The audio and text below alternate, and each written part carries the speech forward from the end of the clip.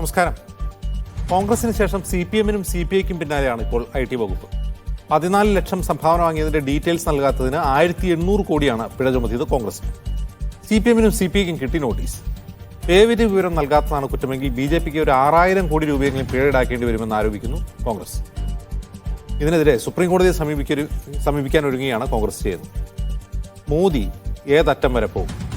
സ്വാഗതം സ്പെഷ്യൽ എഡിഷനിലേക്ക്. നമ്മുടെ അതിഥികളായി കോൺഗ്രസ് നേതാവ് KS ശബരിനാഥൻ, BJP നേതാവ് പ്രിന്റു മഹാദേവ്, CPM വക്താവ് നിതിൻ കണിച്ചേരി, ആം ആദ്മി പാർട്ടി വക്താവ് ഷൈബു മഠത്തിൽ എന്നിവർ.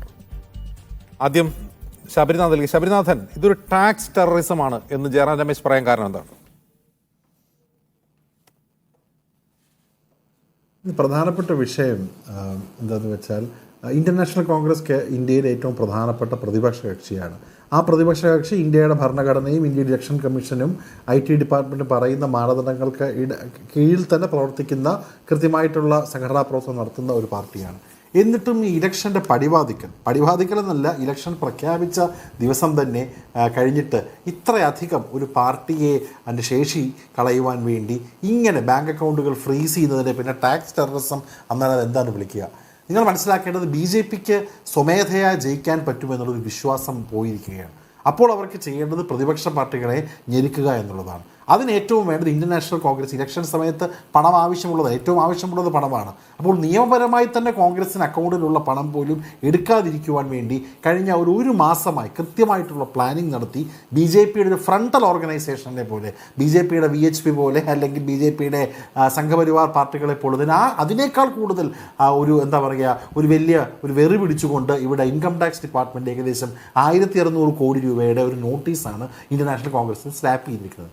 ഇതിൽ മനസ്സിലാക്കേണ്ടത് 1993 മുതൽ 94 വരെ ശ്രീ സീതാറാം കേസരി കോൺഗ്രസിൻ്റെ ട്രഷററായിരുന്നപ്പോൾ ആ കാലഘട്ടം മുതൽക്കുള്ള ഈ പറഞ്ഞ 16 ലക്ഷം രൂപയുടെ അക്കൗണ്ടിൻ്റെ കാര്യം പറഞ്ഞുകൊണ്ടാണ് ഈ ബാങ്ക് അക്കൗണ്ടുകൾ ഫ്രീസ് ചെയ്തിരിക്കുന്നത്. ഒരു നാഷണൽ ഇലക്ഷൻ, ജനറൽ ഇലക്ഷൻ നേരിടുന്ന ഒരു പാർട്ടിയാണ്. ആ പാർട്ടിയുടെ ഏകദേശം 200 കോടി രൂപയുള്ള ബാങ്ക് അക്കൗണ്ടുകൾ ഫ്രീസ് ചെയ്തിരിക്കുകയാണ്. ഇലക്ഷന് പണം വേണ്ടേ? അതേപോലെ തന്നെ ഇപ്പോൾ 1600 കോടി രൂപയുടെ ഒരു അഡീഷണൽ പ്രകാരം കൂടി നൽകിയിരിക്കുകയാണ്. അപ്പോൾ BJP-ക്ക് ജയിക്കുവാനുള്ള സംവിധാനങ്ങളില്ല എന്ന് മനസ്സിലാക്കുമ്പോൾ പിന്നെ ചെയ്യുക പ്രതിപക്ഷ കക്ഷികൾക്ക് കൂച്ചുവിലം കെടുക്കുക. അവരുടെ ഒരു സഞ്ചാര സ്വാതന്ത്ര്യം, ഇലക്ഷൻ ആകുമ്പോൾ ആ സഞ്ചാര സ്വാതന്ത്ര്യം ഏറ്റവും ആവശ്യമുള്ളത് പണം തന്നെയാണ്. നേതാക്കളുടെ യാത്ര അതടക്കം എല്ലാം മുടക്കുവാൻ വേണ്ടി ഇവിടെ ഒരു പാർട്ടിയെ നിശ്ചലമാക്കിയിരിക്കുകയാണ്. ഒരു പാർട്ടിയെ വെന്റിലേറ്ററിലേക്ക് കൊണ്ടുപോകുന്ന പോലെയുള്ള അവസ്ഥയിലേക്ക് എത്തിയിരിക്കുകയാണ്. പക്ഷെ ഇതൊന്നും കണ്ട് പേടിക്കുന്ന ഒരു പാർട്ടിയല്ല ഇന്ത്യൻ നാഷണൽ കോൺഗ്രസ്. നിയമപരമായിട്ട് നമ്മൾ ശക്തമായിട്ടുള്ള നടപടികൾ എടുത്തുകൊണ്ട് തന്നെ മുന്നോട്ട് പോകും. പക്ഷേ ഇത്തരത്തിൽ ഈ ഒരു ടാക്സ് ടെററിസം നടത്തി BJP-ക്കാരെക്കാളും വലിയ രാജ്യഭക്തി കാണിക്കുന്ന ഇൻകം ടാക്സ് ED അടക്കമുള്ള ഡിപ്പാർട്ട്മെൻറ്റുകൾക്കെതിരെ ശക്തമായിട്ടുള്ള പോരാട്ടം കോൺഗ്രസ് തുടരുക തന്നെ ചെയ്യും. ഭാവിയിൽ അതിനെതിരെയുള്ള ശക്തമായിട്ടുള്ള നിയമ നടപടികളായി തന്നെ നമ്മൾ മുന്നോട്ട് പോവുക തന്നെ ചെയ്യും. ഇതുകൊണ്ടൊന്നും കോൺഗ്രസിന്റെ പോരാട്ട വീര്യത്തെ ഒരു സംശയം ഇന്ന് ജയറാം രമേശ് വാർത്താ സമ്മേളനത്തിൽ ജയറാം രമേശ് അജയമാക്കനും പറയുന്ന ഒരു കാര്യമുണ്ട്. ഈ രാഷ്ട്രീയ പാർട്ടികൾക്ക് എങ്ങനെയാണ് ഇൻകം ടാക്സ് ബാധകമാവുക എന്ന് എനിക്കും ആ സംശയം വരുന്നുണ്ട്. കാരണം അതൊരു നോൺ പ്രോഫിറ്റിംഗ് ഓർഗനൈസേഷൻ ആണല്ലോ രാഷ്ട്രീയ പാർട്ടി എന്ന് പറയുന്നത്. ലാഭം ഉണ്ടാക്കാൻ വേണ്ടി ഇറങ്ങുന്നതല്ല.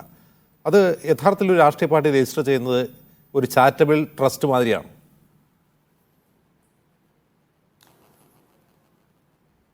അതെ, ഞാൻ മനസ്സിലാക്കുന്നത് എല്ലാ രാഷ്ട്രീയ പാർട്ടികൾക്കും ചാരിറ്റബിൾ സ്റ്റേറ്റസ് ഉള്ളതാണ്. അതിൽ ഫോമിൽ പറയുന്ന ചില നിബന്ധനകളുണ്ട്. ചില തരത്തിൽ ഞാൻ മനസ്സിലാക്കുന്നത് രാഷ്ട്രീയ പാർട്ടികൾക്ക് വരുന്ന വരുമാനത്തിൽ ടാക്സ് കൊടുക്കണമെന്നുള്ള എന്തോ ഒരു സംഗതി ഉണ്ടെന്നാണ് എനിക്ക് തോന്നുന്നത്. പക്ഷേ പൊതുവിൽ രാഷ്ട്രീയ പാർട്ടികൾക്ക് ചെയ്യുന്ന പ്രവർത്തനത്തിനും ഒരു ചാരിറ്റബിൾ ട്രസ്റ്റ് എന്ന രീതിയിൽ തന്നെ നമുക്ക് എക്സെപ്ഷൻ ഉള്ളതാണ്. അതിനെതിരെ പിന്നെ പല കേസുകളും ഒക്കെ എനിക്ക് ഓർമ്മയുണ്ട്. പല NGOസും ഒക്കെ രാഷ്ട്രീയ പാർട്ടികൾക്കും ഈ പറഞ്ഞ പണത്തിനെതിരെ ടാക്സ് കൊടുക്കണം എന്നൊക്കെ പറഞ്ഞുള്ള പല PILകളൊക്കെ പണ്ട് പോയിട്ടുണ്ട്. പക്ഷേ അതൊന്നും ഇന്ത്യയിൽ ഇപ്പോൾ ബാധകമല്ല. രാഷ്ട്രീയ പാർട്ടി, ഇത് കോൺഗ്രസ് ആണെങ്കിലും BJP ആണെങ്കിലും CPM ആണെങ്കിലും ഒരു പബ്ലിക് ചാരിറ്റബിൾ ട്രസ്റ്റിൻ്റെ ഒരു അതോറിറ്റിയോടുകൂടി തന്നെ നമുക്ക് രാഷ്ട്രീയ പ്രവർത്തനം നടത്താം. ജനങ്ങളുടെ ആവശ്യങ്ങൾക്ക് വേണ്ടി ജീവിക്കുന്നത് കൊണ്ടും പ്രവർത്തിക്കുന്നത് കൊണ്ടും അത് നോട്ട് ലയബിൾ ടു ടാക്സ് ആണ്. അത് 2-3 ലൈൻ ഐറ്റംസ് ഏതോ ഭാഗത്ത് നിന്ന് വരുന്ന ചില പലിശയൊക്കെ എന്തോ അതിൽ എക്സംഷൻ ഉണ്ടെന്നാണ് ഞാൻ മനസ്സിലാക്കുന്നത്. ശരി, ശ്രീ പ്രിന്റു മഹാദേവ്, എന്താണ് ഈ പ്രതിപക്ഷ പാർട്ടികൾ ഈ ആദായ നികുതി വകുപ്പിനോട് ചെയ്ത തെറ്റ്?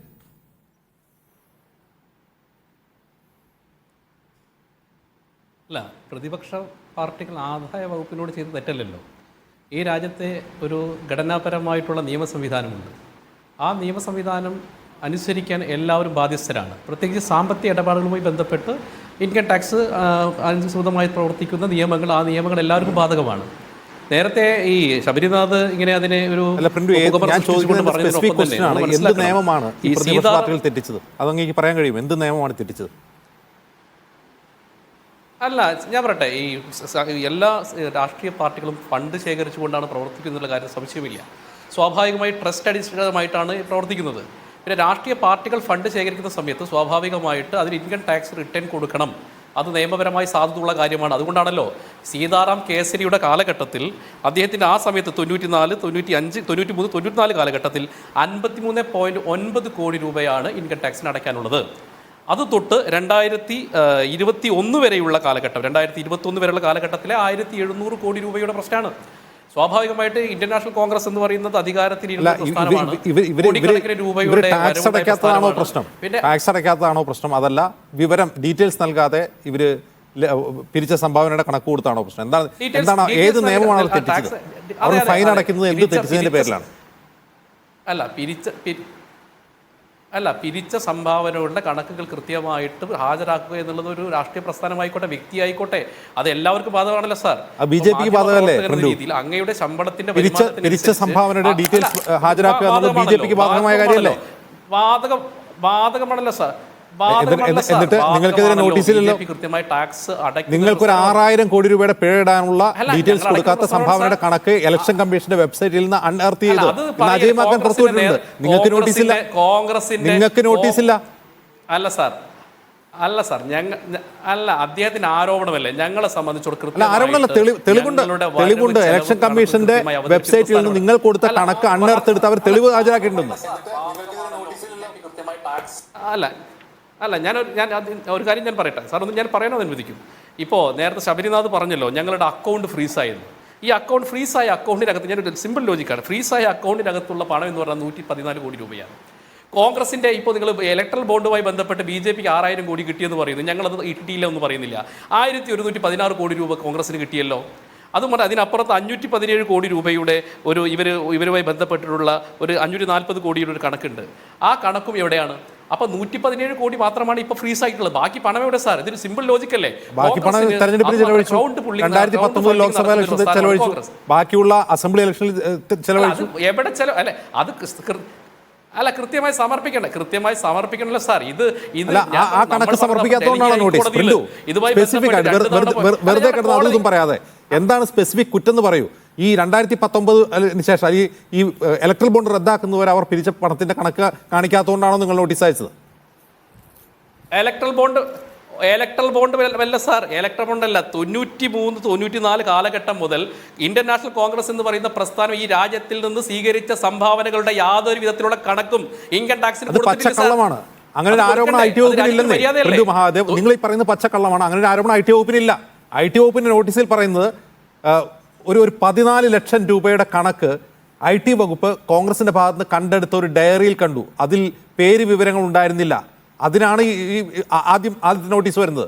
അല്ലാണ്ട് 93 മുതൽ അവർ ഒരു കണക്കും കൊടുത്തിട്ടില്ല എന്നല്ല. അങ്ങനെ കണക്കെടുക്കാതെ മുന്നോട്ട് പോകാൻ പറ്റുമോ? അല്ല, ഞാൻ പറഞ്ഞ അതിൽ കണക്ക് സുതാര്യമല്ലാത്ത കണക്കുകൊണ്ടല്ലോ IT വകുപ്പ് ഇടപെട്ടിട്ടുള്ളത്. അത് നിങ്ങളുടെ നിങ്ങളാണ് ഏറ്റവും കൂടുതൽ സുതാര്യമല്ലാത്ത കണക്ക് കൊടുത്തിട്ടുള്ളത്, ഡീറ്റെയിൽസ് ഇല്ലാത്ത കണക്ക് കൊടുത്തിട്ടുള്ളത്. 11 അക്കൗണ്ട് നിങ്ങൾക്കൊരു 6000 കോടി രൂപയെങ്കിലും ഫൈൻ അടയ്ക്കാവുന്ന തരത്തിൽ നിങ്ങൾ ഡീറ്റെയിൽസ് ഇല്ലാത്ത കണക്ക് കൊടുത്തിട്ടുണ്ട് ഇലക്ഷൻ കമ്മീഷന്. അതാ ആരോപണമല്ല സാർ. അജയ് മാക്കൻ പറയുന്ന ആരോപണങ്ങൾ നിങ്ങൾ ഈ പറയുന്ന പോലെ 93 മുതൽ കണക്ക് കൊടുത്തിട്ട് കഴിഞ്ഞ 10 വർഷം കഴിഞ്ഞ 93 മുതലുള്ള കണക്ക് കൊടുത്തിട്ടേ ഇല്ലെങ്കിൽ ഈ കഴിഞ്ഞ 10 വർഷം നിങ്ങൾ ഭരിച്ചിട്ട് എന്താ നോട്ടീസ് കൊടുക്കുക? അത് തെരഞ്ഞെടുപ്പ് പ്രഖ്യാപിക്കാൻ നോക്കിയിരുന്നു നോട്ടീസ് നൽകാൻ. അല്ല, ഞാൻ അന്വേഷണം നടക്കണ്ടല്ലോ സാർ. നിങ്ങൾ സീതാറാം യെച്ചൂരിയുടെ കണക്ക് മുതലുള്ള അന്വേഷണം നടക്കുന്നു. അതിന്റെ സീതാറാം യെച്ചൂരിക്ക് ശേഷം നിങ്ങൾ വാജ്പേയി 5 കൊല്ലം ഭരിച്ചു. നിങ്ങൾക്ക് ഒരു നോട്ടീസ് കൊടുക്കാനുണ്ടായിരുന്നില്ല. മോദി 10 കൊല്ലമായി ഭരിക്കുന്നു, നിങ്ങൾക്ക് നോട്ടീസില്ല. ഈ ഇലക്ഷൻ പ്രഖ്യാപിച്ചതിന് ശേഷമാണ് നോട്ടീസ് കൊടുക്കുന്നത്. ഇതൊക്കെ ഞങ്ങൾ തൊണ്ട തൊടാതെ വീഴണോ ഈ ജനങ്ങൾ? അങ്ങനെയല്ലല്ലോ സാർ.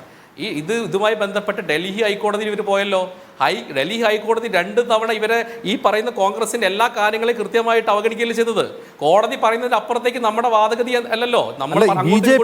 എന്ത് പറഞ്ഞാലും മീഡിയ നിരോധിക്കുമ്പോഴും BJPക്കാർ പറഞ്ഞ എന്താണ്? നിങ്ങൾ കോടതി പോകുന്നതാണ്. കോടതി പോകണ്ടേ? കോടതി പോകണമെങ്കിൽ പണം വേണ്ടേ?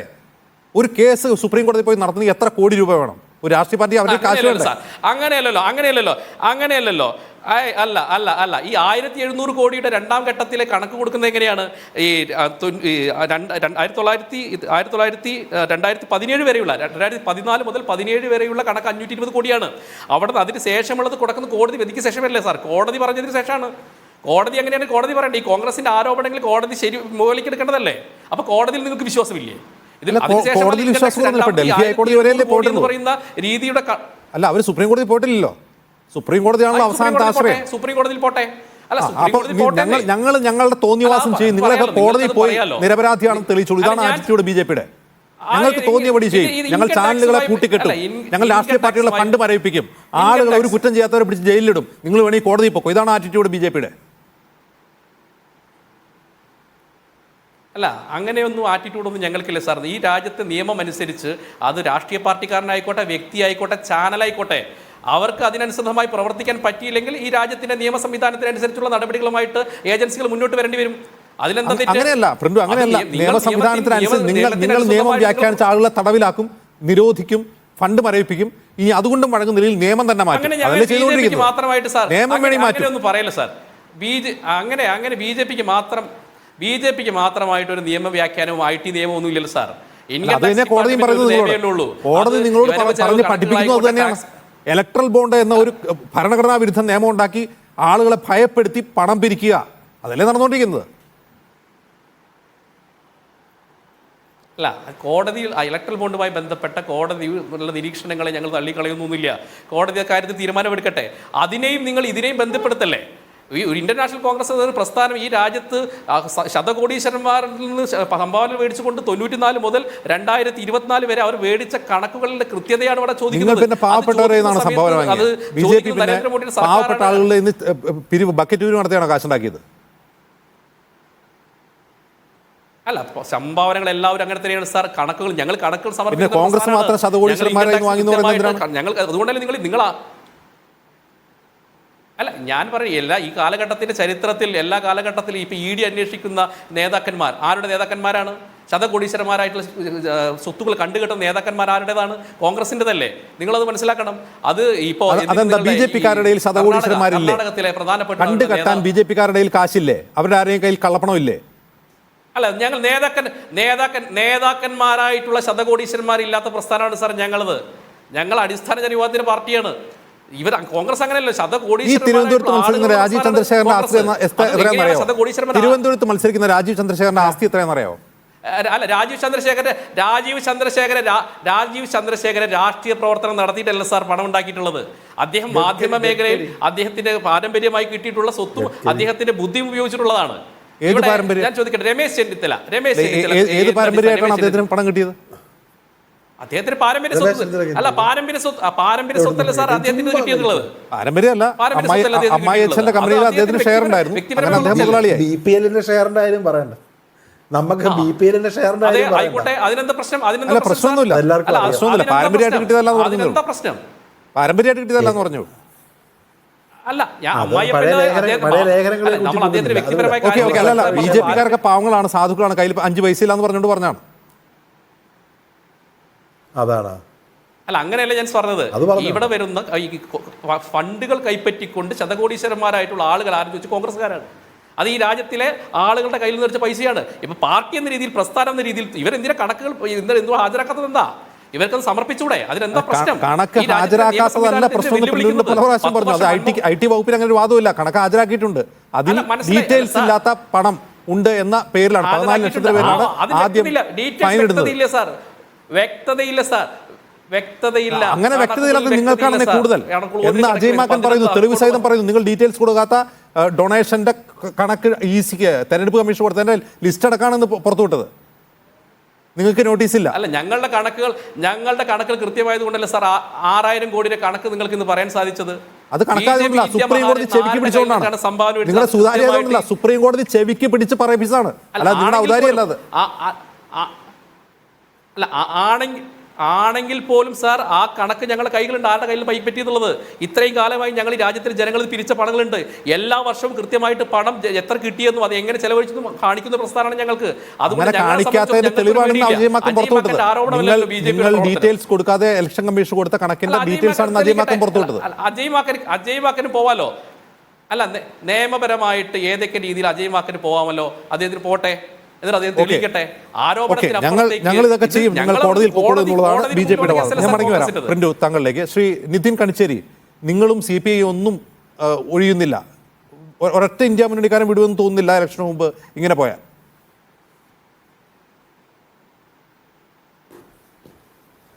നോക്കൂ, നമ്മുടെ നാട്ടിലെ BJP സർക്കാർ ഏത് നിലയിലാണ് തങ്ങളുടെ അധികാരത്തെ ഉപയോഗിക്കുന്നത് എന്നുള്ളത് ജനങ്ങൾ ഇങ്ങനെ കണ്ടുകൊണ്ടിരിക്കുകയാണ്. തങ്ങൾക്കെതിരായി നിൽക്കുന്ന അല്ലെങ്കിൽ എതിർ ശബ്ദമുയർത്തുന്ന ആരുമാവട്ടെ, രാഷ്ട്രീയ പ്രസ്ഥാനങ്ങളാവട്ടെ, രാഷ്ട്രീയ പാർട്ടികളാവട്ടെ, വ്യക്തികളാവട്ടെ, സംഘടനകളാകട്ടെ, അവരെ ഉന്മൂലനം ചെയ്യുക, ഇല്ലാതാക്കുക എന്ന നിലപാട് നിന്നുകൊണ്ടാണ് BJPയും കേന്ദ്ര സർക്കാരും പ്രവർത്തിക്കുന്നത്. കേന്ദ്ര സർക്കാരിൻ്റെ സ്റ്റാറ്റ്യൂട്ടറിയായി നമ്മുടെ രാജ്യത്തുള്ള വിവിധ ഏജൻസികളുണ്ട്. ED ഉണ്ട്, ഇൻകം ടാക്സ് ഉണ്ട്, CBI ഉണ്ട്, പല അന്വേഷണ ഏജൻസികളൊക്കെ എല്ലാം ഉണ്ട്. ഇതിനെല്ലാം ഒരു വേട്ടക്കാരൻ വേട്ടനായെ ഉപയോഗിക്കുന്നത് പോലെ ഒരു ഇരയെ വേട്ടയാടുമ്പോൾ വേട്ടക്കാരന് എന്ത് സഹായമാണോ വേട്ടനായ്ക്കൾ ചെയ്തു കൊടുക്കുന്നത്, ആ വേട്ടനായെ പോലെ ഈ സംഘങ്ങളെ മുഴുവൻ ഉപയോഗിച്ചുകൊണ്ടിരിക്കുകയാണ്. അതിനെ ഉപയോഗിച്ചപ്പോൾ നിങ്ങൾ നോക്കൂ, ഇവിടെ പ്രിന്റ് പറഞ്ഞു, ചില കേസുകളുടെ കണക്കൊക്കെ പറഞ്ഞു. നമ്മുടെ രാജ്യത്തിനകത്ത് ഇതുവരെ ED രജിസ്റ്റർ ചെയ്തിട്ടുള്ള കേസുകളിൽ ഭൂരിപക്ഷവും പ്രതിപക്ഷ പാർട്ടിയുടെ നേതാക്കൾക്കെതിരെയാണ്. പ്രതിപക്ഷ പാർട്ടിയുടെ നേതാക്കൾക്കെതിരെ കേസെടുക്കുന്നു എന്ന് മാത്രമല്ല, അവർ ഏതെങ്കിലും തരത്തിൽ പാർട്ടി മാറിയാൽ അല്ലെങ്കിൽ BJPയോട് ചേരാൻ നിശ്ചയിച്ചാൽ അവരുടെ കേസുകൾ ഇല്ലാതാവുന്നില്ല. പശ്ചിമ ബംഗാളിൽ നിന്നുള്ള വാർത്തകളുണ്ട്, മഹാരാഷ്ട്രയിൽ നിന്നുള്ള വാർത്തകളുണ്ട്. ഇവരെല്ലാം അപ്പോൾ ആദ്യം ചെന്ന് ഇത്തരത്തിലുള്ള അന്വേഷണ ഏജൻസികളെ കൊണ്ട് ഭയപ്പെടുത്തിക്കുക, ഒന്നുകിൽ തങ്ങളുടെ പക്ഷത്തേക്ക്, തങ്ങളുടെ വരുതിയിലേക്ക് അവരെ കൊണ്ടുവരിക, അല്ലെങ്കിൽ നിങ്ങളിനി പുറലോകം കാണില്ല, ജയിലിലായിരിക്കും, നിങ്ങളുടെ ജീവിതം തന്നെ അവസാനിപ്പിക്കും എന്ന നിലയിലുള്ള ഒരു സന്ദേശം അവർക്ക് കൊടുക്കുക. എന്നിട്ട് അങ്ങനെ ഇത്തരം ആളുകളെ അല്ലെങ്കിൽ തങ്ങൾക്കെതിരായി വരുന്ന എതിർ ശബ്ദങ്ങളെ ഇല്ലാതാക്കി ഈ രാജ്യത്തിനകത്ത് ഒരു ഏകാധിപത്യ ഭരണക്രമത്തിലേക്ക്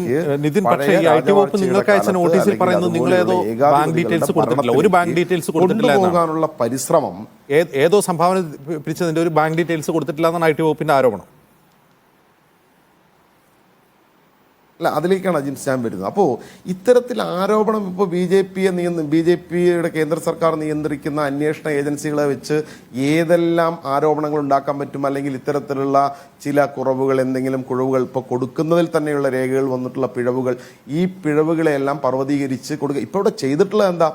തിരഞ്ഞെടുപ്പിന് ദിവസങ്ങൾ മാത്രമാണ് അവശേഷിക്കുന്നത്. 18ാം ലോക്സഭയിലേക്കുള്ള തിരഞ്ഞെടുപ്പിൽ വിരലിലെണ്ണാവുന്ന ദിവസങ്ങൾ ബാക്കി നിൽക്കുമ്പോൾ മുഖ്യ രാഷ്ട്രീയ പാർട്ടിയായിട്ടുള്ള കോൺഗ്രസിന് ഉൾപ്പെടെയുള്ള എല്ലാ രാഷ്ട്രീയ പാർട്ടിയെയും, കോൺഗ്രസിനെ ഇവിടെ നിങ്ങൾ പറഞ്ഞ പോലെ സാമ്പത്തികമായി ഞെരുക്കാൻ നോക്കുന്നു. AAP പോലെയുള്ള മറ്റ് പാർട്ടികളാണെങ്കിൽ അതിൻ്റെ നേതാക്കന്മാരെ ജയിലിലടയ്ക്കാൻ വേണ്ടി നോക്കുന്നു. കേരളത്തിലാണെങ്കിൽ രാഷ്ട്രീയ നേതാക്കൾക്കെതിരായിട്ട് അന്വേഷണം പ്രഖ്യാപിച്ച് അതിലേക്ക് കൊണ്ടുവരാനുള്ള ശ്രമം നടത്തുന്നു.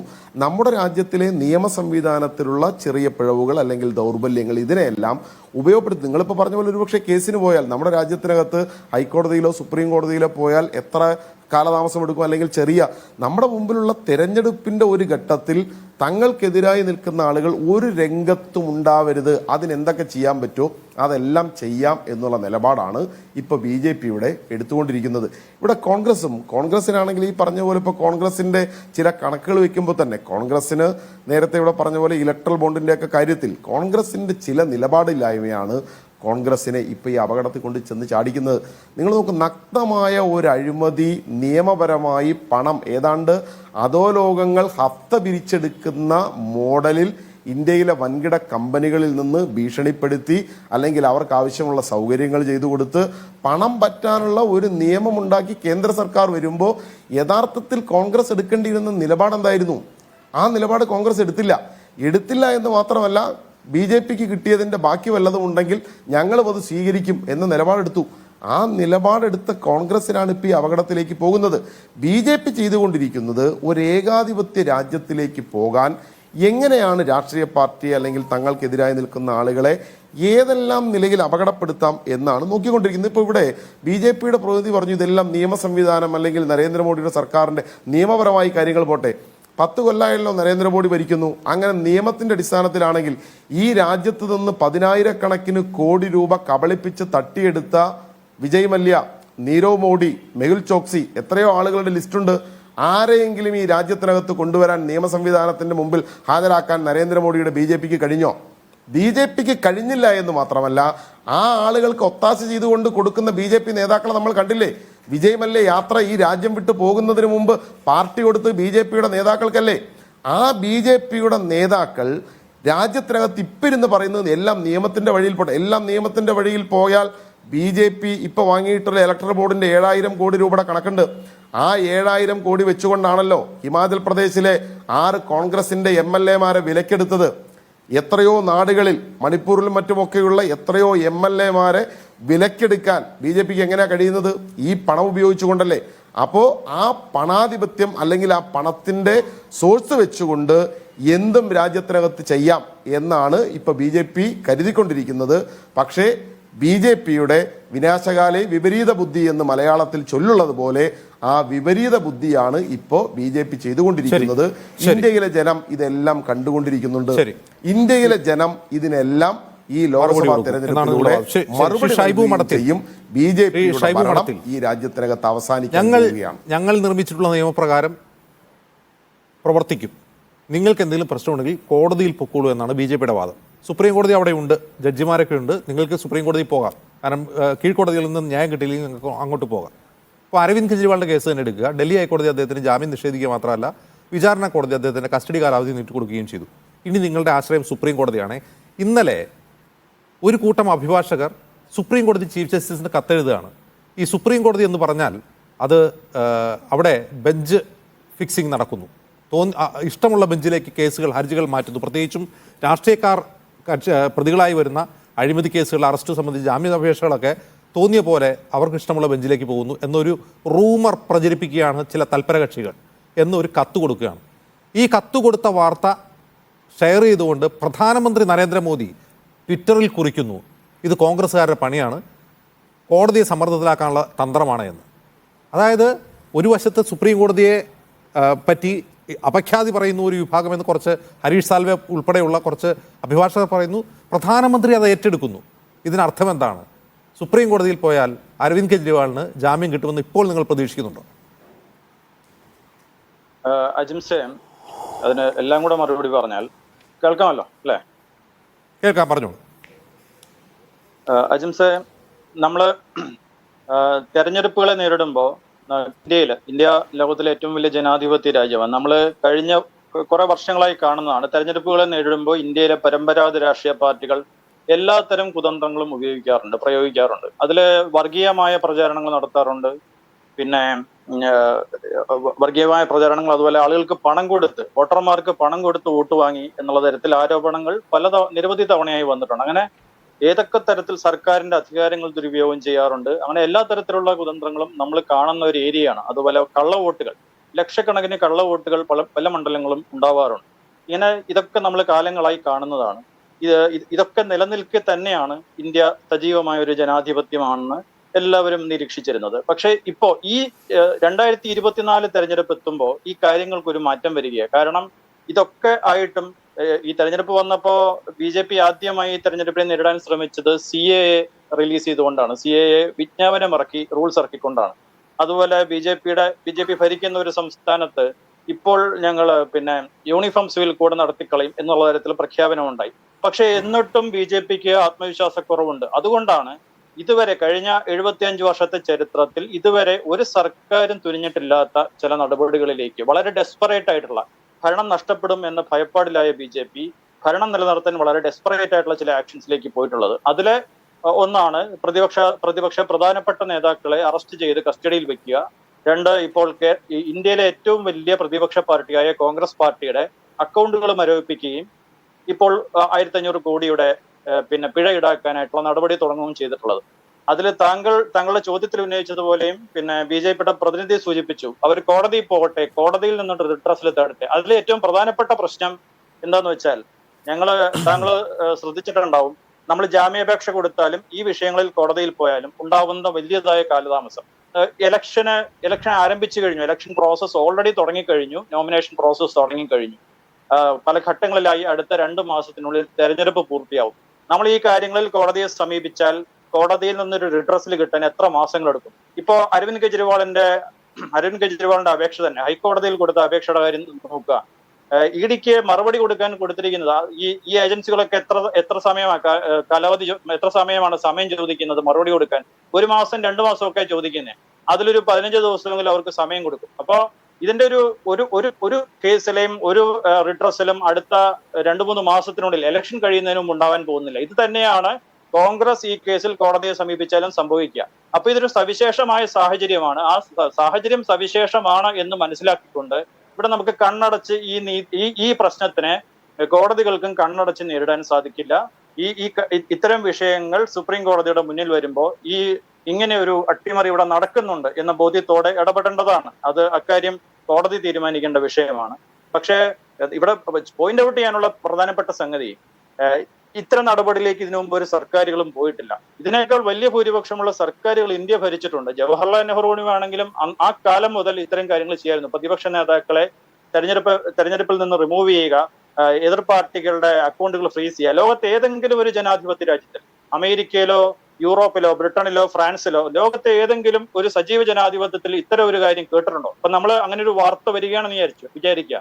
ഇപ്പൊ ബ്രിട്ടനിലെ കൺസർവേറ്റീവ് പാർട്ടിയുടെ പ്രധാനമന്ത്രി ഭരിക്കുന്ന സമയത്ത് ഇലക്ഷന് തൊട്ടു മുൻപ് ലേബർ പാർട്ടിയുടെ അക്കൗണ്ടുകൾ ഫ്രീസ് ചെയ്തു എന്നൊരു വാർത്ത വരില്ല. അത് വന്നാൽ അത് ആഗോളതലത്തിൽ ചർച്ചയാവുകയും വലിയ വിവാദമാവുകയും ചെയ്യും. പക്ഷെ ഇന്ത്യയിൽ അത് വിവാദം പോലും ആകുന്നില്ല. ഇതൊരു ആഗോളതലത്തിൽ ചർച്ചയായിട്ടുണ്ട് ഷൈബു. UN അതിനോട് പ്രതികരിച്ചിട്ടുണ്ട്, US പ്രതികരിച്ചിട്ടുണ്ട്, ജർമ്മനി പ്രതികരിച്ചിട്ടുണ്ട്. അങ്ങനെ പ്രതികരിച്ചാൽ തന്നെ അത് നിങ്ങൾക്കെതിരായി ഉപയോഗിക്കും. നിങ്ങളുടെ ആളുകളാണ് ഇവരൊക്കെ, UN-ഉം അമേരിക്കയും ജർമ്മനിയും ഒക്കെ. അത് നിങ്ങളൊക്കെ ജോർജ് സോറോസിന്റെ ആൾക്കാരാണ്, അവരുടെ ഫണ്ട് വാങ്ങി ഇന്ത്യ തകർക്കാൻ പോകുന്നവരാണ് നിങ്ങളെന്ന് പറഞ്ഞ് പ്രചരിപ്പിക്കും BJP. നിങ്ങൾക്ക് രക്ഷയില്ല. ആഭ്യന്തര രാഷ്ട്രീയത്തിൽ ദുരുപയോഗം ചെയ്യുക തന്നെയാണ് BJP ചെയ്യുക. അജിംസ, ഞാൻ പറഞ്ഞു വന്ന പോയിന്റ് ഇതാണ്. ഒരു ജനാധിപത്യ രാജ്യത്തിലും ഒരു ഭരണകൂടവും ചെയ്യാൻ മടിക്കുന്ന, അതായത് ഇലക്ഷന് തൊട്ടു മുൻപ് ചെയ്യാൻ മടിക്കുന്ന ഒരു കാര്യമായി. കാരണം ജനാധിപത്യ രാജ്യത്തെ സർക്കാരുകൾക്കും ഇവിടെ ഇന്ത്യയിലെ ഇലക്ഷൻ കമ്മീഷൻ ഒരു ഉത്തരവാദിത്വമുണ്ട്. അത് ഫ്രീ ആൻഡ് ഫെയർ ഇലക്ഷൻ നടത്തുക എന്നുള്ളതാണ്. ഫ്രീ ആൻഡ് ഫെയർ ഇലക്ഷൻ നടത്താനുള്ള ഒരുപാട് സേഫ്റ്റി ഗാർഡ്സും ഒരുപാട് ചെക്ക് മെഷേഴ്സും ഇന്ത്യയിലുണ്ട്, ഇന്ത്യൻ ഇലക്ഷൻ സംവിധാനത്തിനകത്തുണ്ട്. പക്ഷെ എങ്കിൽ പോലും അതിനുമപ്പുറമുള്ള നടപടികളാണ് ഇപ്പം നടക്കുന്നത്. അപ്പം അതിൽ ഇലക്ഷൻ കമ്മീഷന്റെ ഉത്തരവാദിത്തം ഫ്രീ ആൻഡ് ഫെയർ ഇലക്ഷൻ നടത്തുക എന്നുള്ളത് മാത്രമല്ല, നടത്തിയ ഇലക്ഷൻ ഫ്രീ ആൻഡ് ഫെയർ ആണ് എന്നൊരു ഇംപ്രഷൻ ഉണ്ടാക്കുക, ആ വിശ്വാസം ജനങ്ങളിൽ ഉണ്ടാക്കുക, അത് ലോകരാഷ്ട്രങ്ങളിൽ ഉണ്ടാക്കുക എന്നൊരു ഉത്തരവാദിത്തം ഇലക്ഷൻ കമ്മീഷനുണ്ട്, കേന്ദ്ര സർക്കാരിനുണ്ട്. ഇതിൽ ഏതെങ്കിലും ഒരു ഏജൻസി അത് ഫെയിൽ ചെയ്യുകയാണെങ്കിൽ അക്കാര്യം ചെക്ക് ചെയ്യാനുള്ള ഉത്തരവാദിത്വം ഇന്ത്യയുടെ ജുഡീഷ്യറിക്കുണ്ട്, ഇന്ത്യയുടെ പ്രസിഡന്റിനുണ്ട്. അവിടെയൊക്കെയാണ് ഈ അധികാരങ്ങൾ നമ്മൾ പലപ്പോഴും ആലങ്കാരിക അധികാരങ്ങളാണ് എന്ന് വിചാരിക്കപ്പെടുന്ന പ്രസിഡന്റിന്റെ ഉൾപ്പെടെ അധികാരങ്ങൾ പ്രയോഗിക്കേണ്ടത് അവിടെയാണ്. അപ്പൊ ഇന്ത്യയിൽ അത്ര ഒരു സാഹചര്യം നിലവിലുണ്ട്.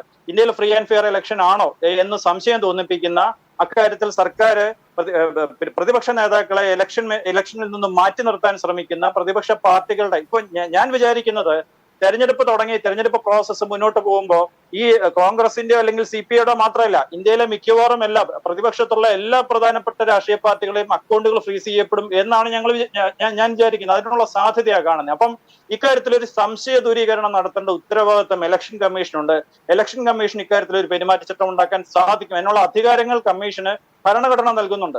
അപ്പോ ആ ഒരു ഉത്തരവാദിത്വത്തിലേക്ക് ഇലക്ഷൻ കമ്മീഷനോ ഇന്ത്യൻ ജുഡീഷ്യറിയോ ഒരു സ്റ്റെപ്പ് അപ്പ് ചെയ്യണമെന്നാണ് ആം ആദ്മി പാർട്ടിക്ക് പറയാനുള്ളത്. വളരെ ഗുരുതരമായ ഒരു സാഹചര്യമാണ് ഇപ്പൊ നിലവിലുള്ളത്. കാരണം ഒന്നുകൂടെ ഞാൻ ഒന്നുകൂടെ പറയുകയാണ്, ഫ്രീ ആൻഡ് ഫെയർ ഇലക്ഷൻ നടത്തിയാൽ മാത്രം പോരാ, അത് നടത്തുന്നു എന്ന് എല്ലാവരെയും ബോധ്യപ്പെടുത്തേണ്ട ഉത്തരവാദിത്വം ഈ ഇലക്ഷൻ കമ്മീഷൻ ഓഫ് ഇന്ത്യക്കുണ്ട്, കേന്ദ്ര സർക്കാരിനുണ്ട്. അത് കേന്ദ്ര സർക്കാരിന്റെയും എക്സിക്യൂട്ടീവിന്റെയും കൂടെ ഉത്തരവാദിത്വമാണ്. ആ ഉത്തരവാദിത്തം അവർ നിറവേറ്റുമെന്ന് നിങ്ങൾക്ക് പ്രതീക്ഷയുണ്ട്? ഇപ്പോൾ നിങ്ങൾ അങ്ങനെ ആവശ്യപ്പെട്ടു, നാളെ ഞങ്ങൾ നന്നായി കളയാം, ഇതൊക്കെ ക്ലിയർ ആയിട്ട് നടത്താമെന്ന് കേന്ദ്ര സർക്കാർ തീരുമാനിക്കുമോ? ഇതുവരെ ചെയ്യാത്ത കാര്യങ്ങൾ തെരഞ്ഞെടുപ്പ് കമ്മീഷൻ ചെയ്യുമോ ഷൈബു? ഇല്ല, തീർച്ചയായിട്ടും ഇല്ല. കേന്ദ്ര സർക്കാരാണല്ലോ ഈ നടപടികളൊക്കെ എടുക്കുന്നത് കേന്ദ്ര സർക്കാരാണല്ലോ. കേന്ദ്ര സർക്കാരിന്റെ കീഴിൽ ഒരു ബ്യൂറോക്രാറ്റിക് ഡിപ്പാർട്ട്മെന്റ് പോലെയാണ് കഴിഞ്ഞ കുറെ വർഷങ്ങളായി ഇലക്ഷൻ കമ്മീഷൻ പ്രവർത്തിക്കുന്നത്. ഇലക്ഷൻ കമ്മീഷന് പരിധിയില്ലാത്ത അധികാരങ്ങൾ ഭരണഘടന കൊടുത്തിട്ടുണ്ട്. പക്ഷെ അവർ ആ അധികാരങ്ങളൊന്നും ഉപയോഗിക്കാൻ കഴിഞ്ഞ 2 തെരഞ്ഞെടുപ്പുകളിലും ശ്രമിച്ചിട്ടില്ല.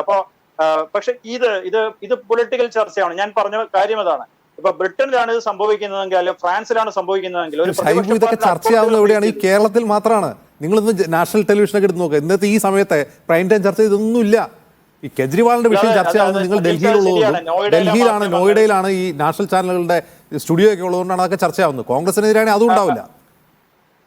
അതറിയാം. പിന്നെ അജൻസ് അതറിയാം. നോയിഡയിലെ മാധ്യമങ്ങൾ സർക്കാരിനെ പുകഴ്ത്തലാണ് തങ്ങളുടെ ഉത്തരവാദിത്തം എന്ന് ധരിച്ചു വശായവരാണ്. അല്ലെങ്കിൽ അതാണ് അവർ ചെയ്യുന്ന ധർമ്മം. അവർക്ക് പിന്നെ അവർ ഈ വാഷിംഗ്ടൺ പോസ്റ്റോ അല്ലെങ്കിൽ ന്യൂയോർക്ക് ടൈംസോ ഒക്കെ പിന്നെ അമേരിക്കയുടെ ചരിത്രത്തിൽ വിയറ്റ്നാം യുദ്ധത്തിന്റെ സമയത്തൊക്കെ സർക്കാരിനെ രൂക്ഷമായി വിമർശിച്ച് പബ്ലിഷ് ചെയ്ത ഡോക്യുമെന്റ്സ്, ഇപ്പൊ നമ്മുടെ റഫേൽ കേസ് സുപ്രീം കോടതിയുടെ പരിഗണനയ്ക്ക് വന്നപ്പോ ഹിന്ദുവിന്റെ എഡിറ്റർക്കെതിരെ കോടതി ലക്ഷ്യ നടപടി എടുക്കണമെന്ന് ആവശ്യം വന്നു. അന്ന് കോട്ട് ചെയ്യപ്പെട്ടത് New York times versus United States എന്ന കേസായിരുന്നു. അപ്പോ ഈ കാര്യങ്ങളൊക്കെ 60കളിലും 70കളിലും ഒക്കെ അമേരിക്കയിൽ നടന്നു കഴിഞ്ഞ കാര്യമാണ്. ഇന്ത്യയിൽ ഇപ്പോഴും അത് ഞാൻ പറഞ്ഞേ. അപ്പം ഇന്ത്യയിൽ ഈ വിഷയങ്ങൾ ചർച്ചയാവുന്നില്ല.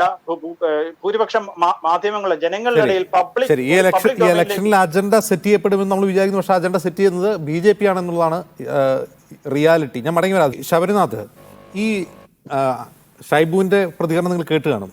നമ്മൾ കോടതിയിൽ പോകും, രാഷ്ട്രീയ ചർച്ചയാവും, ഇലക്ഷൻ്റെ അജണ്ടയായി അത് മാറും എന്നൊക്കെയാണ് പ്രതിപക്ഷ കക്ഷികൾ, ഇന്ത്യ മുന്നണിയൊക്കെ വിശ്വസിക്കുന്നത്. അതായത് ഈ കാണിക്കുന്നതൊക്കെ ജനങ്ങൾക്ക് ഭയങ്കര എതിർപ്പുണ്ടാകും, മാധ്യമങ്ങൾ ഇത് ചർച്ച ചെയ്യും, അത് തെരഞ്ഞെടുപ്പിൽ നിങ്ങൾക്ക് സഹായകരമാകും, സുപ്രീം കോടതിയിൽ പോയാൽ ഞങ്ങൾ ജയിക്കും.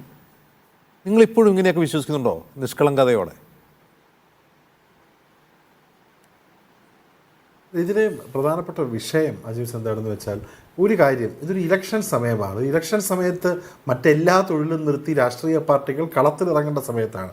BJP ഈ കേസ് അവരുടെ ഇൻകം ടാക്സ് റെക്കോർഡ് ചെയ്യുന്നത് തന്നെ കോൺഗ്രസും നേരത്തെ ആം ആദ്മി പാർട്ടി അടക്കമുള്ള പാർട്ടികൾ ഫീൽഡിൽ ഇറങ്ങാതിരിക്കാൻ വേണ്ടിയാണ്.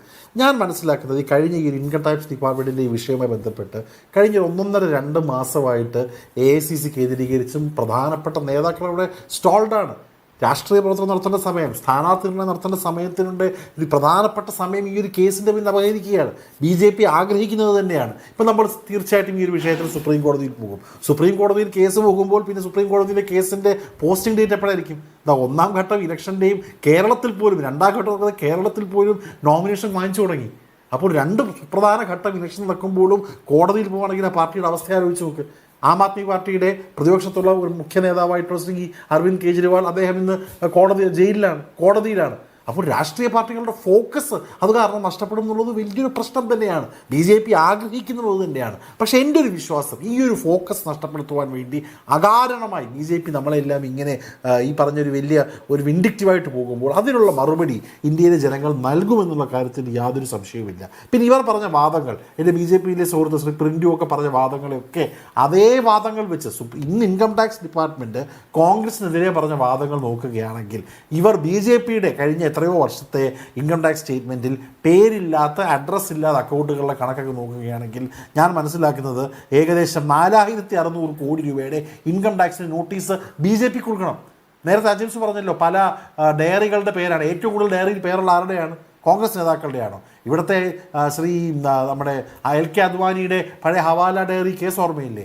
എത്രയോ ഡയറികൾ, യെദൂരപ്പയുടെ ഡയറി, ഈ പറഞ്ഞ 4-5 ഡയറിയുടെ പേര് തന്നെ നമുക്കെല്ലാം അറിയാം. അതിനെല്ലാം പ്രധാനപ്പെട്ട മുന്നിലിരുന്നത് BJP നേതാക്കളാണ്.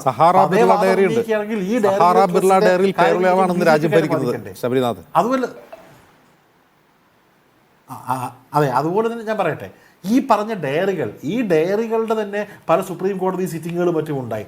അതിൽ ആരോപിക്കപ്പെട്ട പല ആളുകളും നിങ്ങൾ പറഞ്ഞ പോലെ ഇന്ത്യ ഭരിക്കുകയാണ്. ഈ ഡയറി ഉണ്ടാക്കിയ ആളുകൾ പലരും ഇന്ന് സ്കോട്ട് ഫ്രീ ആണ്, അവരെല്ലാം ജാമ്യത്തിലാണ്. അപ്പം അതൊന്നും ആ ഡയറിക്കൊന്നും പ്രശ്നമില്ല, അതിൽ പേരുള്ള ആളുകൾക്ക് പ്രശ്നമില്ല, അതിൽ പണം കൊടുത്ത ഹവാല കേസിലെ ആളുകൾക്ക് പ്രശ്നമില്ല. പക്ഷേ ഈ ഡയറിയിൽ പേരുണ്ടെന്ന് പറഞ്ഞ് ഒരു നാഷണൽ പാർട്ടിയുടെ ചില ആളുകളെ മാത്രം, ആ നാഷണൽ പാർട്ടിയെ മാത്രം ഹോണ്ട് ചെയ്യുന്നത് രാഷ്ട്രീയം തന്നെയാണ്, വിദ്വേഷം തന്നെയാണ്. കൃത്യമായിട്ട് ഇൻകം ടാക്സിനെയും EDയെയും ഇലക്ഷൻ സമയത്ത് ഈ വേട്ടപ്പട്ടികളെ, നമ്മൾ ഈ നായാട്ടിന് പോകുമ്പം ആദ്യം വേട്ടപ്പട്ടികളെ വിടുമല്ലോ, അതേപോലെ തന്നെ നായാട്ടിന് BJP ഇറങ്ങിയപ്പോൾ എൻ്റെ ചോദ്യത്തിൻ്റെ മർമ്മം ഇതല്ല. 10 വർഷമായി ഇങ്ങനെ ഒരു ഭരണകൂടത്തെ നിങ്ങൾ അനുഭവിച്ചുകൊണ്ടിരിക്കുകയാണ്. ഞാൻ കണ്ടുകൊണ്ടിരിക്കുകയാണെന്നല്ല, അനുഭവിച്ചുകൊണ്ടിരിക്കുകയാണ്. എന്നിട്ടും ഈ രാജ്യത്തിൻ്റെ 75 വർഷത്തെ സ്വതന്ത്ര ഇന്ത്യയിൽ നിങ്ങൾ പ്രവർത്തിച്ചതുപോലെ അല്ല ഇവർ പ്രവർത്തിക്കുന്നത്. ഇവരെ നേരിടേണ്ടത് അവർ നിങ്ങളെ നേരിട്ടതുപോലെയുമല്ല എന്ന ബോധ്യമെങ്കിലും നിങ്ങൾക്കില്ലേ? ഒരു പരമ്പരാഗതമായ രാഷ്ട്രീയ ശൈലിയിൽ ഇനിയും തെരഞ്ഞെടുപ്പുകൾ ജയിക്കാമെന്നും ജയിലിൽ കിടക്കാതെ രക്ഷപ്പെടാമെന്നും നിങ്ങൾ വിചാരിക്കുന്നുണ്ടോ? ഇല്ല, തിരഞ്ഞെടുപ്പുകൾ ജയിക്കുന്നതിനുള്ള അഗ്രഷനൊക്കെ കോൺഗ്രസ് പാർട്ടിക്ക് ഇപ്പോഴുണ്ട്. ഇതിനേക്കാളും വലിയ പണമിറക്കി കർണാടകത്തിൽ തെലങ്കാനയ്ക്ക് ജയിച്ചു. പക്ഷേ ചില രാഷ്ട്രീയ പാർട്ടികൾക്ക് ചില സംസ്കാരമുണ്ട്, എത്തിക്സ് ഉണ്ട്, ഗ്രൗണ്ട്സ് ഉണ്ട്. ഞാനതുകൊണ്ട് BJP ചെയ്യുന്ന അതേ റൂട്ടിലേക്ക് കോൺഗ്രസ് പോകണം, അല്ലെങ്കിൽ നാളെ ഭരണത്തിൽ വരികയാണെങ്കിൽ ഇവർ ചെയ്യുന്ന പോലെ എല്ലാവരെയും പിടി ജയിലിലടച്ച് ഇതേ വൃത്തികേടുകൾ കാണിക്കണമെന്ന് പ്രിസ്ക്രൈബ് ചെയ്യുന്ന ഒരാളല്ല ഞാൻ. അത് പാർട്ടിയുടെ ഒരു എന്തുകൊണ്ടാണ് ഈ ആളുകൾ ഇന്റർനാഷണൽ കോൺഗ്രസിൽ ഇത്രയും നമ്മൾ മോശപ്പെട്ട അവസ്ഥയിൽ പോലും പറഞ്ഞ 19 കോടി ആളുകൾ വോട്ട് ചെയ്യുന്നത് ആ മൂല്യങ്ങളിൽ വിശ്വാസമുള്ളത് കൊണ്ടാണ്. ആ മൂല്യം ഞാൻ പറഞ്ഞില്ലേ, ഒരു കോൺഗ്രസ് പാർട്ടി പോലത്തെ ഒരു പാർട്ടി 140 വർഷത്തിൻ്റെ 132 വർഷത്തിൻ്റെ ഒരു ലെഗസിയുള്ള പാർട്ടി, ആ ലെഗസിയുടെ ഭാഗത്ത് വലിയ മുന്നേറ്റങ്ങൾ ഉണ്ടായിട്ടുണ്ട്, താഴ്ചകൾ ഉണ്ടായിട്ടുണ്ട്. പക്ഷേ കാലാതീതമായി ഇന്റർനാഷണൽ കോൺഗ്രസ് നിൽക്കുന്നത് അതിൻ്റെ മൂല്യത്തിൻ്റെ അടിസ്ഥാനത്തിലാണ്. നാളെ തിരിച്ചു വന്ന് ഇവരെല്ലാം കൂടി ജയിലിടണമെന്ന് ഞാൻ പറയത്തില്ല. പക്ഷേ രാഷ്ട്രീയത്തിൽ നമ്മൾ കൂടുതൽ അഗ്രസീവ് ആകുന്നുണ്ട്. അഗ്രസീവായ പൊളിറ്റിക്സ് പറഞ്ഞുകൊണ്ട് തന്നെ ഇവരെ നമ്മൾ ബ്രേക്ക് ചെയ്യണം. അതിത്തവണ ജനങ്ങൾ നമ്മൾ കൂടെ നിൽക്കും. ഇപ്പം തന്നെ നമ്മളൊക്കെ പലയിടത്തും പോകുമ്പോൾ, ഇലക്ഷന് പോകുമ്പോൾ ഈ കോൺഗ്രസ് പാർട്ടിക്ക് വല്ലാത്തൊരു ഫണ്ടിൻ്റെ ബുദ്ധിമുട്ടുണ്ട് എന്ന് സ്ഥാനാർത്ഥികൾ നമ്മളൊക്കെ പറയുന്നത് നമുക്കത് ഫീൽഡിൽ അജിംസിനെ പലയിടത്ത് പോകുമ്പോൾ ഫീൽ ചെയ്യാൻ പറ്റും. നമുക്ക് തന്നെ ഫീൽ ചെയ്തിട്ടുണ്ട്. പോസ്റ്ററുകളുടെ എണ്ണമാകട്ടെ, ഫ്ലെക്സുകളുടെ എണ്ണമാകട്ടെ, ഓടുന്ന വണ്ടികളുടെ എണ്ണമാകട്ടെ. പക്ഷെ അത് ജനങ്ങളിലേക്ക് നമ്മളത് സംസാരിക്കുമ്പോൾ, വീടുകൾ കയറുമ്പോൾ ജനങ്ങൾക്കത് മനസ്സിലാകുന്നുണ്ട്. വല്ലാത്ത രീതിയിൽ കോൺഗ്രസ് പാർട്ടിയെ ഇത്തരത്തിൽ ഇവർ കൂച്ചുവലങ്ങളെ നോക്കുന്നുള്ളൂ, ജനങ്ങൾക്ക് മനസ്സിലാകുന്നുണ്ട്. അത് ഞാൻ പറഞ്ഞില്ലേ, ആ ജനങ്ങളുടെ ഇതിലും വലിയ ഭൂരിപക്ഷമുള്ള ആളുകൾ താഴെ വീഴുന്നത് കോൺഗ്രസ് ഉൾപ്പെടെ നമ്മൾ കണ്ടിട്ടുള്ളതാണ്. അപ്പോൾ അതിനുള്ള ഒരു മറുപടി തീർച്ചയായിട്ടും ഇന്ത്യൻ ഇലക്ടറേറ്റ് നൽകും. ഇന്ത്യൻ ഇലക്ടറേറ്റ് അസ്വസ്ഥരാണ്, അവർ കോൺഗ്രസിനെ സഹായിക്കും, അവർ ഇന്ത്യ മുന്നണിയെ സഹായിക്കും എന്ന് മനസ്സിലാക്കിയപ്പോഴാണ്. ഞാൻ ചെറിയ ഉദാഹരണങ്ങൾ പറഞ്ഞുതരാം. ഈ ഒരു ഇന്ത്യ മുന്നണി സഖ്യത്തിൻ്റെ അലയൻസ് വന്നപ്പോൾ തന്നെ പഞ്ചാബ് അടക്കം ഡൽഹി അടക്കം, ഡൽഹിയിൽ 7 സീറ്റ് BJP ജയിച്ചതാണ്. അവിടെ 7 സീറ്റിൽ ഇവിടെ ആം ആദ്മി കോൺഗ്രസിൻ്റെ ഒരു കൂട്ടുകെട്ട് വന്നപ്പോൾ തീർച്ചയായിട്ടും ആ 7 സീറ്റിൽ റിവേഴ്സ് ചെയ്യാൻ പറ്റും. അതേപോലെ തന്നെ ഗുജറാത്തിൽ നിങ്ങൾ മനസ്സിലാക്കേണ്ടത്, കഴിഞ്ഞതിന് മുമ്പത്തെ നിയമസഭാ ഇലക്ഷൻ കോൺഗ്രസ് നഷ്ടപ്പെടാനുള്ള കാരണം വലിയൊരു വോട്ട് ഷെയർ ആം ആദ്മിക്ക് വന്നതുകൊണ്ടാണ്. കഴിഞ്ഞ ലോക്സഭ അതുപോലെ തന്നെയാണ്. അപ്പോൾ നാളെ കോൺഗ്രസും ആം ആദ്മി ഒരുമിക്കുമ്പോൾ, അവിടെ സീറ്റ് ഷെയറിംഗ് നടക്കുമ്പോൾ ഈ മോദിയുടെ ഗുജറാത്ത് അടക്കമുള്ള സ്ഥലങ്ങളിൽ സീറ്റ് പോകുമോ എന്നുള്ള ഭീതി കൊണ്ടാണ് ഇവർ ഇത്തരത്തിൽ ഒരു പൊളിറ്റിക്കൽ മോറൽ ഗ്രൗണ്ട്, ഒരു എത്തിക്സോ ഇല്ലാത്ത പ്രവർത്തനങ്ങൾ നടത്തുന്നത്. അതെന്തായാലും അവരെന്ത് ചെയ്യാൻ പോയാലും നമ്മുടെ നേതാക്കൾ ജയിലിനകത്താണെങ്കിൽ പോലും അതിനുള്ള മറുപടി ഇന്നാട്ടിലെ സാധാരണക്കാരുടെ ആളുകൾ നൽകും. കോൺഗ്രസ് പ്രവർത്തകരും മറ്റ് ഇന്ത്യ മുന്നണിയുടെ പ്രവർത്തകരും അതിനുവേണ്ടി പ്രവർത്തിക്കും എന്നുള്ള പൂർണ്ണ വിശ്വാസം നമുക്കുണ്ട്. ശരി, പ്രിന്റു മഹാദേവ്, ഈ യുദ്ധരംഗത്തുള്ള ഏറ്റവും ശക്തമായ ഉപദേശമോ നിയമമോ എന്ന് പറയാവുന്നത് ഒരു ചലഞ്ച് മുന്നിൽ കാണുമ്പോൾ പരിഭ്രാന്തരാകരുതെന്നാണ്. പരിഭ്രാന്തരായി നമ്മൾ എന്തെങ്കിലും ചെയ്താൽ മൊത്തം അബദ്ധമായിരിക്കും. ഈ കഴിഞ്ഞ 2 മാസങ്ങളിൽ കേന്ദ്ര സർക്കാർ ചെയ്തു വയ്ക്കുന്ന, കേന്ദ്ര സർക്കാരിൻ്റെ ഏജൻസികൾ ചെയ്യുന്ന കാര്യങ്ങൾ വളരെ ക്ലോസ് ആയിട്ട് നമ്മൾ വാച്ച് ചെയ്താൽ BJP പേടിച്ചെന്തൊക്കെ ചെയ്യുകയാണെന്ന് തോന്നും. അങ്ങനെ ഒരു തോന്നലുണ്ടാവും. കാരണം ഇതൊക്കെ ഇനി മുമ്പും ചെയ്യാവുന്ന കാര്യങ്ങളാണ് ഇപ്പോൾ ചെയ്തുകൊണ്ടിരിക്കുന്നത്. അതെല്ലാം ഈ ഇലക്ഷൻ പ്രഖ്യാപിച്ചതിന് ശേഷം ചെയ്യുക എന്ന് പറഞ്ഞാൽ നിങ്ങൾ പരിഭ്രാന്തിയിലാണ് എന്നല്ല അർത്ഥം. അല്ല സാർ, ഞങ്ങളെങ്ങനെയാണ് പരിഭ്രാന്തിയിലാവുക? ഇവിടെ നിയമാനുസൃതമായിട്ടാണ് ED ആയിക്കോട്ടെ, ഇൻകം ടാക്സ് ഡിപ്പാർട്ട്മെൻറ്റ് ആയിക്കോട്ടെ പ്രവർത്തിക്കുന്നത്.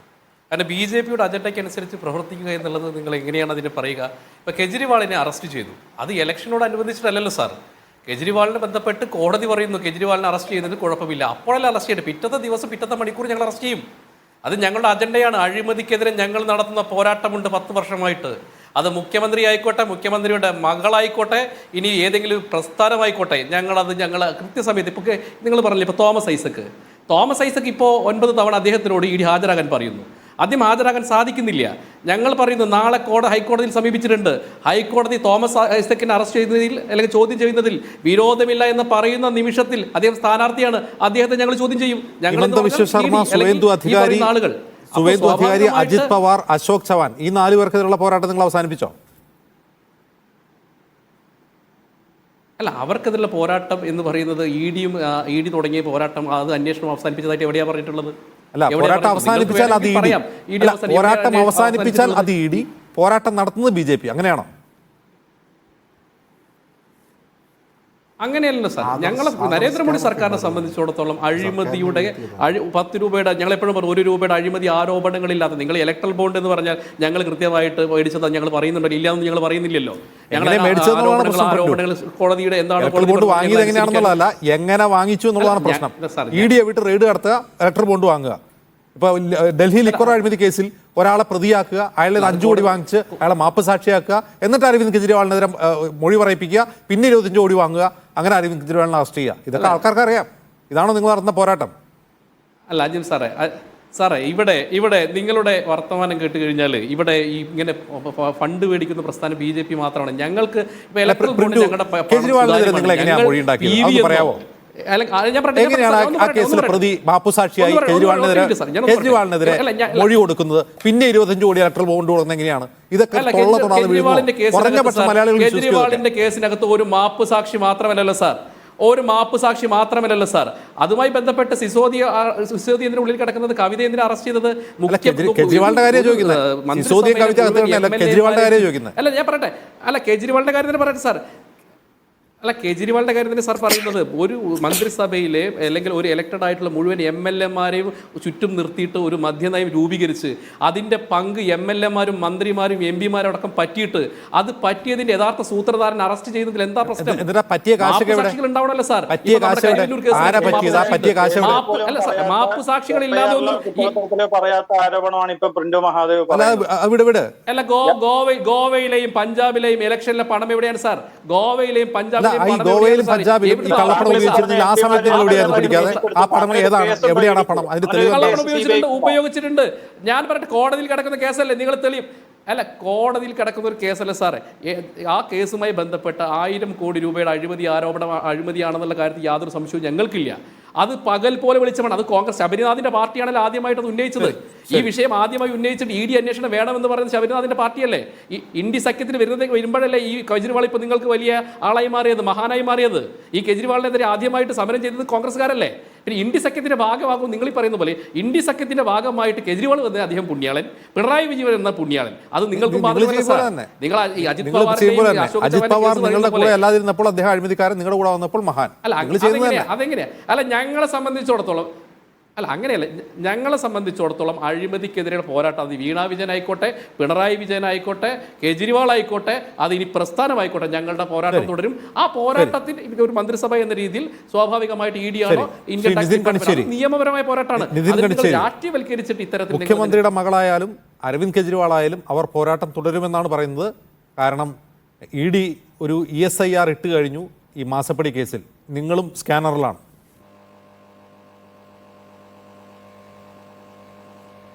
നോക്കൂ, നിങ്ങളിവിടെ BJPയുടെ വക്താവ് പറയുന്ന വാചകങ്ങൾ നിങ്ങളൊന്ന് നോക്കിയാൽ ഏത് നിലയിലാണ് അദ്ദേഹം പറയുന്നത് നോക്കൂ. ഇന്ത്യയിലെ ഭരണ സംവിധാനത്തിന്റെ ഭാഗമായ ഒരു സ്റ്റാറ്റ്യൂട്ടറി ഏജൻസിയാണ് ED അല്ലെങ്കിൽ അതുപോലുള്ള ഏജൻസികൾ. ഇവിടെ BJPയുടെ വക്താവ് പറഞ്ഞ ഭാഷ നിങ്ങളത് നോക്കൂ. തോമസ് ഐസക് കോടതിയിൽ പോയിട്ടുണ്ട്. തോമസ് ഐസക്കിനെതിരായി കോടതി പറഞ്ഞാൽ ഞങ്ങൾ അറസ്റ്റ് ചെയ്ത് കളയും.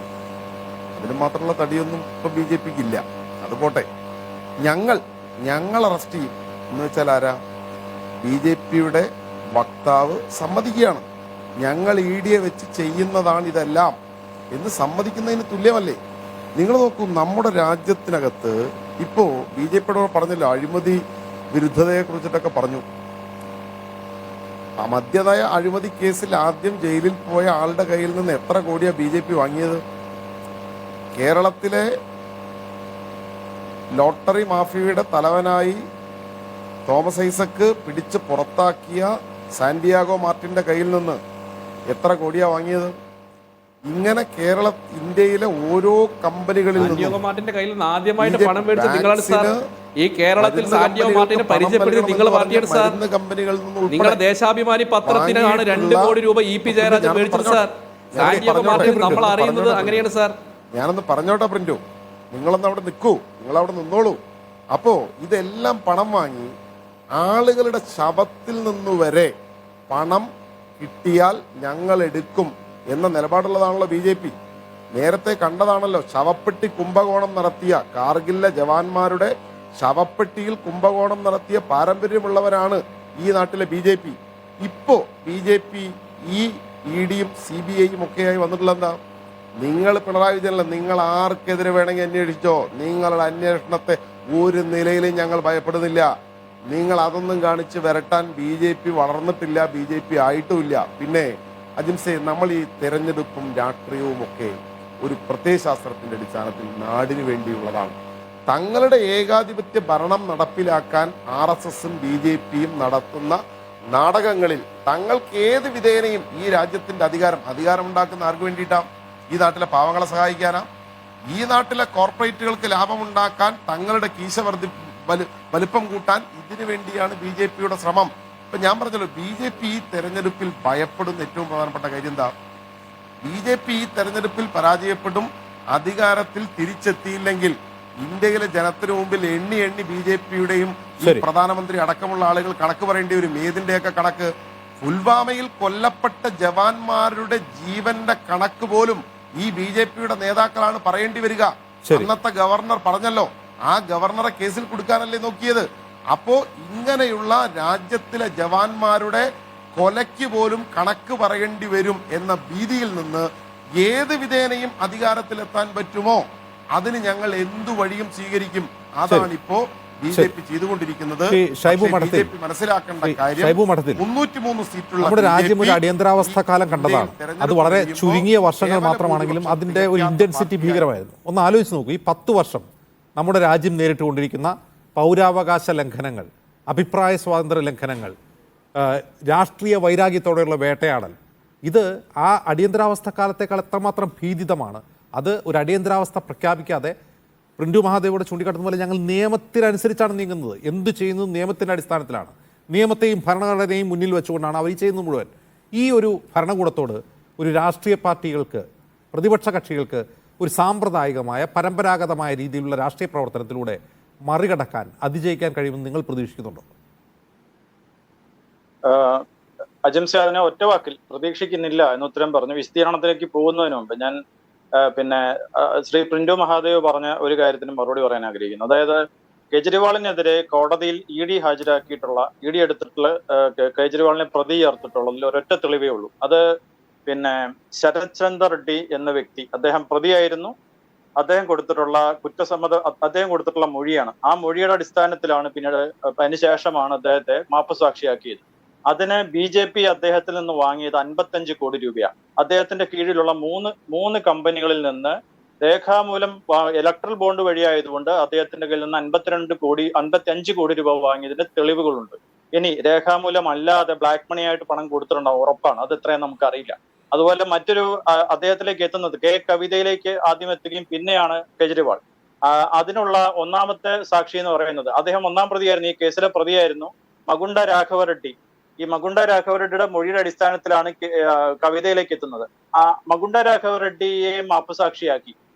മകുണ്ട രാഘവ റെഡ്ഡി ഇപ്പോൾ ആന്ധ്രാപ്രദേശിൽ ഇവരുടെ NDAയുടെ ആകുമെന്ന് കേൾക്കുന്നു, ലോക്സഭാ സ്ഥാനാർത്ഥിയാകുമെന്ന് കേൾക്കുന്നു. അല്ലെങ്കിൽ അദ്ദേഹം നിഷേധിക്കട്ടെ.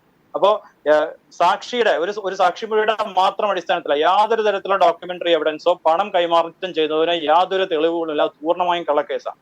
താങ്കൾ ചോദിച്ച ചോദ്യത്തിലേക്ക് തീർച്ചയായും BJP ഇപ്പോൾ ഉയർത്തുന്ന, ഇന്ത്യയുടെ ജനാധിപത്യത്തിന് ഉയർത്തുന്ന ഒരു ഭീഷണി, അത് നേരിടുക എളുപ്പമല്ല അജിംസെ. ഞാൻ അതിനെ ഇന്ത്യ എന്ന രാജ്യത്തിന്റെ ഭരണഘടനാ സംവിധാനങ്ങൾ ഉപയോഗിച്ചും ഈ രാജ്യത്തെ ജനാധിപത്യ സംവിധാനം ഉപയോഗിച്ചുള്ള പോരാട്ടം മാത്രമാണ് നമുക്ക് സാധിക്കൂ. അപ്പം നമ്മൾ ഇതുവരെ കണ്ടുവന്ന രീതിയല്ല. ഞാനതുകൊണ്ടാണ് നേരത്തെ സൂചിപ്പിച്ചത്, ഏതെങ്കിലും ഒരു ജനാധിപത്യ രാജ്യത്തിലെ ഭരണാധികാരി ചെയ്യാൻ മടിക്കുന്ന കാര്യങ്ങളാണ് ഈ പറഞ്ഞ പോലെ പ്രതിപക്ഷ നേതാവിനെ തെരഞ്ഞെടുപ്പിന് തലേ ദിവസം അറസ്റ്റ് ചെയ്ത് ജയിലിലിടുക, എല്ലാ രാഷ്ട്രീയ പാർട്ടികളെയും ഒന്നൊന്നായി ഓരോ രാഷ്ട്രീയ പാർട്ടികളെയും അക്കൗണ്ടുകൾ ഫ്രീസ് ചെയ്യുക. ഇതൊന്നും ചെയ്യില്ല. കാരണം ഇനി ഇതിനൊക്കെ ന്യായീകരിക്കാവുന്ന സാങ്കേതികമായി എന്തെങ്കിലും കാരണങ്ങളുണ്ടെന്ന് വിചാരിക്കും. ഈ അക്കൗണ്ടുകൾ ഫ്രീസ് ചെയ്തതിന് എന്തെങ്കിലും കാരണം അവർക്ക് പറയാൻ എങ്കിൽ പോലും ഒരു ജനാധിപത്യ രാജ്യത്തും ഒരു ഭരണാധികാരിയും അതിന് തയ്യാറാവില്ല. കാരണം ഇത് ഇലക്ഷൻ അട്ടിമറിക്കാനാണ്, ഇത് ഫ്രീ ആൻഡ് ഫെയർ ഇലക്ഷൻ അല്ല എന്ന ആരോപണം ഇവിടെ ആ ആരോപണം വരുന്നുണ്ട്. പക്ഷേ BJP അതിനെ ഭയപ്പെടുന്നില്ല. ഒന്ന് താങ്കൾ നേരത്തെ പറഞ്ഞ കാര്യം തന്നെയാണ്. കാരണം നോയിഡയിലെ മാധ്യമങ്ങൾ സർക്കാരിനെ പുകഴ്ത്തുന്ന മാധ്യമങ്ങളാണ്. ഇവിടെ യഥാർത്ഥത്തിൽ ഫോർത്ത് സ്റ്റേറ്റിന്റെ പണി ചെയ്യുന്ന മാധ്യമങ്ങൾ ഇന്ത്യയിൽ ഇല്ല. ഇപ്പോ വളരെ കുറവാണ്. ഒരുപക്ഷെ കേരളത്തിൽ മാത്രമേ ഉണ്ടാവൂ. ശരി, അതൊന്നാമത്തെ ജനാധിപത്യത്തെയും ഭരണഘടനയും നിയമവാഴ്ചയും മുന്നിൽ വെച്ച് തന്നെ ജനാധിപത്യ ധ്വംസനം നടത്തുന്നു ഈ സർക്കാർ എന്ന് പ്രതിപക്ഷം ആരോപിക്കുമ്പോൾ ആ ഭരണകൂടത്തെ ജനാധിപത്യ രീതിയിൽ നേരിടാൻ കഴിയും എന്ന ആത്മവിശ്വാസമാണ് ഷൈബുവും കോൺഗ്രസും എല്ലാം പ്രകടിപ്പിക്കുന്നത്. അത് എത്രമാത്രം ഫലപ്രദമാകുന്ന ഈ തെരഞ്ഞെടുപ്പ് തെളിയിക്കും.